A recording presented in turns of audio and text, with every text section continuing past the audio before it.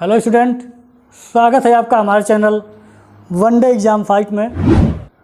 Student हम लोग जो है पॉलिटी पढ़ रहे हैं और पॉलिटी के अंतर्गत जो है अब धीरे धीरे हम लोग जो है आज का हमारा जो टॉपिक है संघ और इसके राज्य क्षेत्र।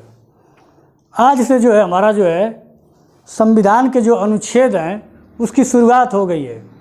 संघ और इसके राज्य क्षेत्र में जो है 1 से लेके जो है अनुच्छेद 4 तक जो है हम लोग पढ़ेंगे और देखेंगे कि इसके बारे में जो है विस्तार से जो है क्या दिया गया है। और एग्ज़ाम की दृष्टि से जो है ये टॉपिक बहुत महत्वपूर्ण है, इसलिए इसको जो है हम लोग बहुत विस्तार से और आराम से पढ़ेंगे धीरे धीरे। कोई भी चीज़ इसमें छूटना नहीं चाहिए। और जैसा कि स्टूडेंट आप लोग हमारा वीडियो देखते हैं लेकिन सब्सक्राइब नहीं करते हैं। अगर आपको हमारा वीडियो अच्छा लगता है तो आप सब्सक्राइब ज़रूर कीजिए, ठीक है। आइए आज हम लोग जो है शुरुआत करते हैं।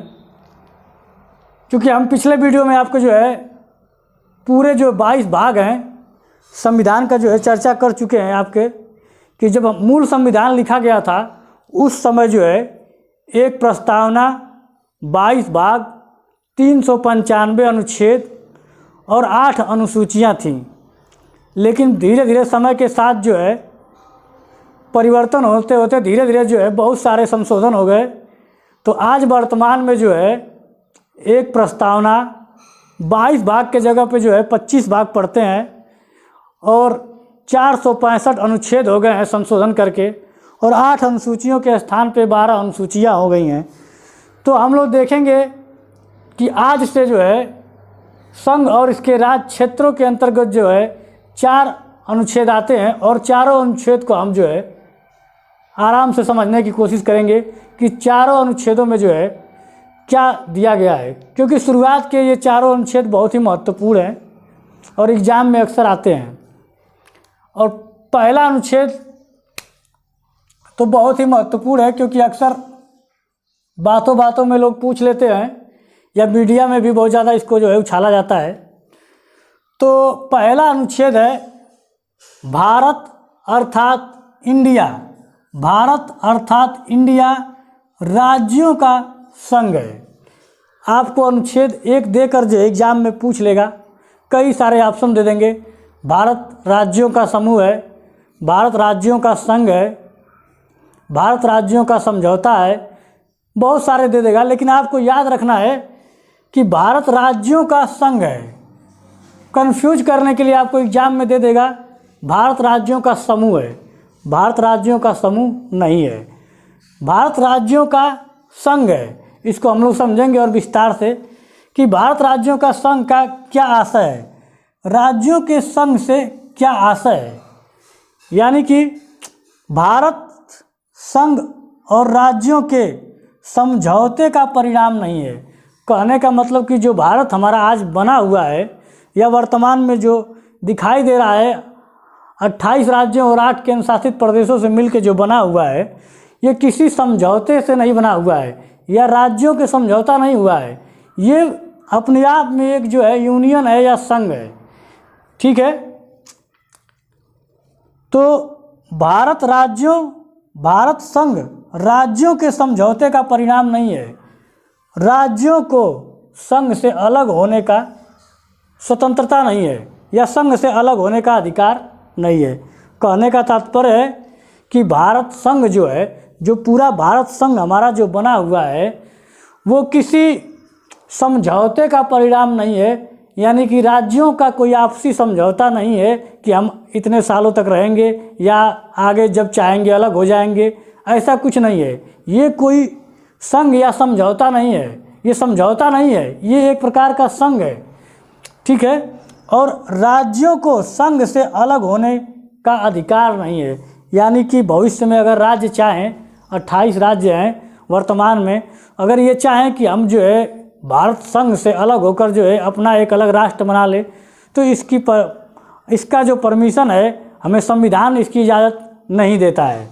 तो अनुच्छेद 1 को आप विस्तार से समझ लीजिए कि भारत अर्थात इंडिया राज्यों का संघ है, ठीक है।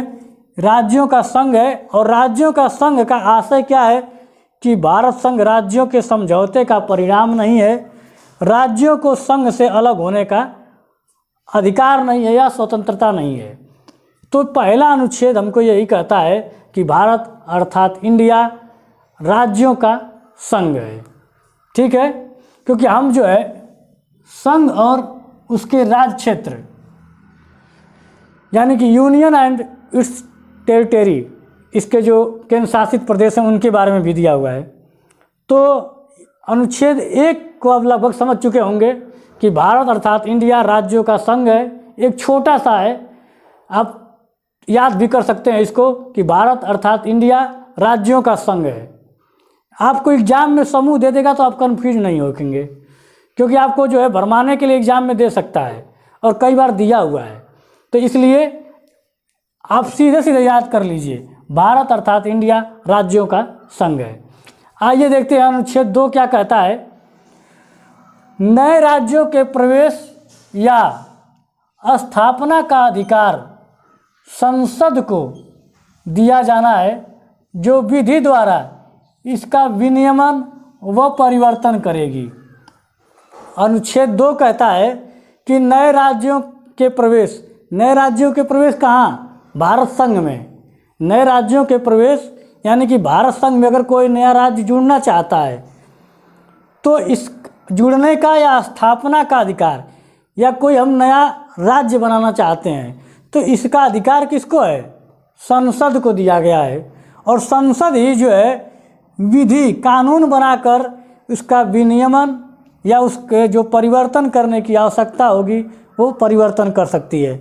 यानी कि नए राज्यों का प्रवेश भारत संघ में, नए राज्यों का प्रवेश या भारत के राज्यों में से ही कोई अलग एक और राज्य बनाना हुआ तो इसका अधिकार जो है संसद के पास है और संसद ही जो है इसका कार्य कर सकती है। संसद ही नए राज्य का गठन कर सकती है या कोई बाहरी राज्यों को भारत संघ में शामिल कर सकती है। ठीक है, तो ये अनुच्छेद आपका 2 हो गया। अब अनुच्छेद 3, संसद द्वारा नए राज्यों का निर्माण, पुराने राज्यों के नाम, संसद द्वारा नए राज्यों का निर्माण, पुराने राज्यों के नाम, क्षेत्र, आकार और सीमा में परिवर्तन। यानी कि अनुच्छेद 3 हमारा कहता है कि संसद द्वारा, किसको शक्ति मिली हुई है? संसद को। हमारी संसद के द्वारा नए राज्यों का निर्माण, पुराने राज्यों के नाम में, क्षेत्र में, आकार में, उनकी सीमा में जो है परिवर्तन कर सकता है। कौन कर सकता है? संसद कर सकती है।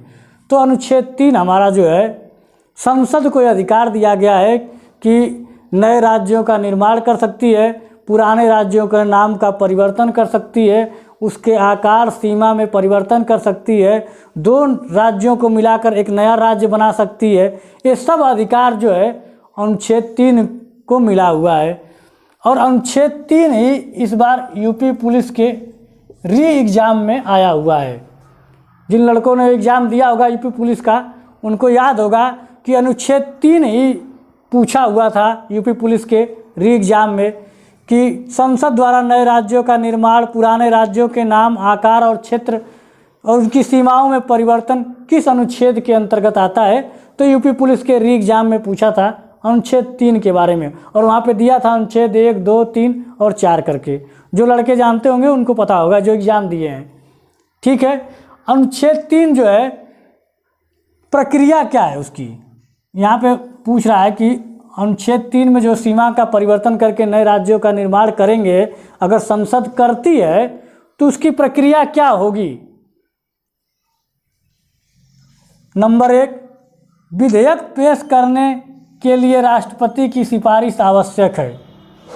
यानी कि अगर इसको संसद में इस विधेयक को पेश किया जाएगा तो सबसे पहले जो है राष्ट्रपति से इसकी जो है परमिशन ली जाएगी।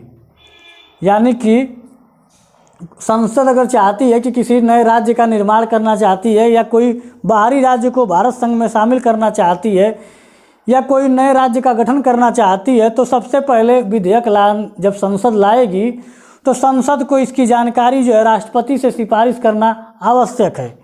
दूसरा पॉइंट क्या है, संबंधित राज्य की राय जानने के लिए प्रेषित करना। यानी कि अगर हम किन्हीं दो राज्यों को काटकर या किसी एक राज्य के नाम में उसकी सीमा आकार में अगर परिवर्तन कर रहे हैं तो उस राज्य का राय जानना भी जरूरी है। उस राज्य का जो विधानमंडल है उसकी क्या राय है, अगर उसके राज्य में अगर हम परिवर्तन कर रहे हैं तो उसकी राय जानना आवश्यक है। तो संबंधित राज्य की राय जानने के लिए क्या है, उस विधेयक को जो है भेजा जाएगा उसके विधानमंडल में। राज्य विधानमंडल की राय बाध्यकारी नहीं होगी। बहुत ही इम्पॉर्टेंट पॉइंट है, राज्य विधानमंडल की राय बाध्यकारी नहीं है। यानी कि कह रहा है कि संसद उस राज्य के विधानमंडल में उस विधेयक को राय जानने के लिए तो भेज सकती है, लेकिन अगर राज्य कोई संशोधन करना चाहती है या अगर कोई राज्य चाहता है कि उसके विधानमंडल में या उसके राज्य में कोई परिवर्तन किया जाए, तो अगर वो कुछ संशोधन करना चाहता है तो ये राय जो है संसद मानने के लिए जो है बाध्यकारी नहीं है। संसद चाहेगी तो उस राज्य की विधानमंडल की राय मान सकती है, नहीं मान सकती है, ये संसद के ऊपर डिपेंड कर सकता है। संसद यदि विधानमंडल की राय जानने के बाद विधेयक में परिवर्तन करने के बाद दोबारा विधानमंडल नहीं भेजेगी। अब मान लीजिए कि संसद जो है विधानमंडल की बात को मान लेती है उस राज्य की और उसमें परिवर्तन कर देती है, तो दोबारा जो है परिवर्तन होने के बाद जो है उस विधानमंडल में उस विधेयक को नहीं भेजा जाएगा। ठीक है, यानी कि दोबारा जो है उस राज्य के विधानमंडल में दोबारा परिवर्तन होने के बाद नहीं भेजा जाएगा। तो ये उसकी प्रक्रिया है। अगर किसी राज्य में राज्य की सीमाओं आकार परिवर्तन में अगर हम हस्तक्षेप करते हैं तो ये जानना आवश्यक है। अब अनुच्छेद 4, ये भी बहुत महत्वपूर्ण अनुच्छेद है। ऐसी कोई भी विधेयक या ऐसी कोई भी विधि, ऐसा कोई भी अगर कानून संसद लाती है तो अनुच्छेद 368 के प्रयोजन के लिए इस संविधान का संशोधन नहीं समझी जाएगी।